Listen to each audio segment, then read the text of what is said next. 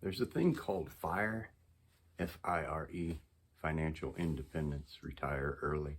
I'm not really talking about that in this video, but it can be grouped in to the overall thing of what I'm talking about, which is early retirement. What do we mean by early? Early by whose standards? Who sets this number? What do we mean by on time? And what do we mean by late? Hanging in there a couple more years to get your numbers just so. Who sets these arbitrary numbers?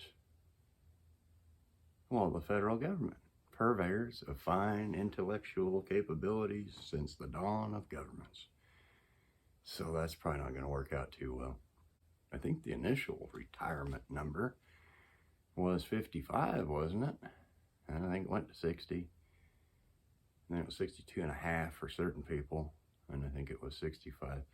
My particular imaginary make-believe number is 67 and a half. Because math. Now they're talking about 70, maybe 72. Let's just call it an even 97 and a half. How about that? It doesn't matter what the number is, because if you keep devaluing the currency, everybody's number is going to be zero. Or you can get all the money that there is and it ain't going to buy anything. They're borrowing $1 trillion every 100 days or thereabouts. Be that as it may, let's set aside that positivity. The notion of retirement is kind of bizarre in general, because for all of time, there really wasn't any retirement. You contributed as long and as much as you could until you just couldn't anymore. And I'll never forget watching this documentary. I'm woefully ignorant on Eskimo, Inuit, I don't know. These people are living in snow houses. It's pretty agrarian, you know, they're hunting like reindeer and caribou and such. But it's a big day in the village because it was some kind of ceremony. And they're getting all these mostly elderly people or infirm people, and they're stacking them in a canoe, and they're shoving them offshore. They don't have any paddles into the Pacific Ocean to die.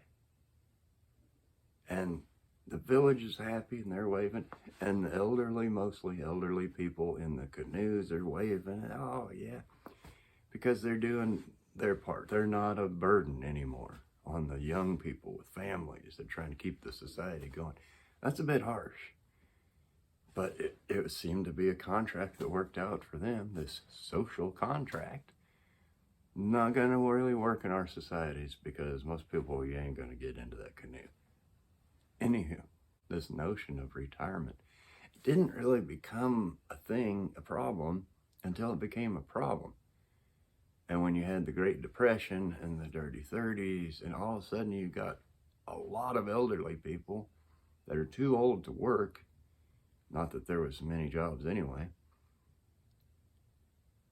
but they're too poor to just sit around and keep living. You still have to buy food. You still got to pay your taxes, I assume, on your land and whatnot. So the government, once again, in its infinite wisdom, devised this social security, was the name given to it. It's elderly welfare is what it is. And people don't like that term. They associate the term welfare with poor people or dumb people. And a large part of that is true. But let's call a spade a spade. Social security, or as people now say, Social Security, like it's a brand name, like it's Chevrolet or Coca-Cola or something. It's elderly welfare. But the closer you get to this, arbitrary age, the more fond of the idea you get, because they've stolen from you for all these years to fund this Ponzi scheme, which is exactly what it is. We'll get to that in a minute. So they've taken your money for decades and decades and decades. And now you're getting around the age where you might have a say in the matter of getting it back. If we set aside the notion that the buying power of the dollar isn't nothing what it was when they stole it from you, or we'll put it nice, when they took it out of your paychecks. If we set that aside, you're now going to get a chance to get your own money back, which is just wonderful. And throughout the recent history, most people have drawn far more than they ever paid into it. Hey, there's a win for the people. Great. It's not fair. There's no systematic accounting that I'm aware of that keeps track of the dollar amount you paid in, because if there was, the individual should be able to say, well, over the course of my life, you stole from me $93,200. And now I'm at the age where I don't want to work, or I can't work, or I'm getting old, I don't feel like working, and I want my $93,200 back in one lump sum, please. And we're not taxing it because you stole it from me already. You've had it all these years interest-free.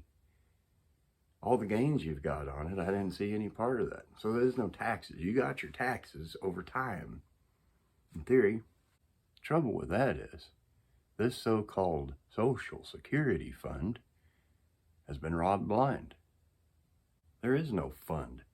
It's a computer entry in Parkersburg, West Virginia, something like that. Funds for Social Security are appropriated by Congress every year. And if they don't want to, they could just not appropriate them. There wouldn't be any more Social Security. So all those decades and all those people that had that money taken from them, they'd just be out. Somebody stole that money. And they make these excuses like, well, now there's only 2 people for every 1 person retired that's contributing to Social Security. That should be awash in money. Decades? You're talking 80 years. Hundreds of millions of people paying into this fund. You could invest that money. You could just let it sit and draw interest in banks. It should be awash in cash. It shouldn't be any matter of how many people are working to support how many retired. Except there is no fund. Many somebodies stole that money. Now that's Social Security. That's a bad example. What about pensions? Pensions were a way for workers to retire.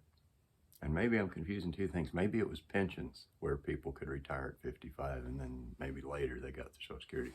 A little hazy on the facts. What I do know is companies had pensions. Almost all companies. I think 80-some% had pensions of some sort. This was a separate fund that employers contributed to for their long-term employees, for their loyalty, and for doing a great job for the company for many, many, many years. And now they're going to pay them to not work. It's a retirement fund. Trouble with that is they stole that money too out of the pension funds. Different set of somebody's probably, but same end result. The money was stolen.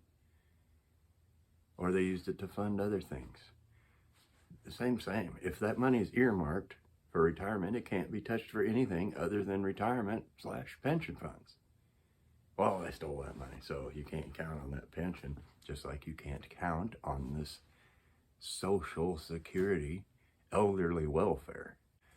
Setting all that aside, let's look at it from just the individual level. Let's say you got, I don't know, $200,000 in your 401k and you're getting ready to retire. It's coming on strong here. 9 more months, 2 more months, weeks now. And you're ready to retire. You're ready to access your 401. You've paid in now. You're your own financial liberator. $200,000. The trouble with that is you don't have a paycheck coming in anymore. In theory, you're retiring.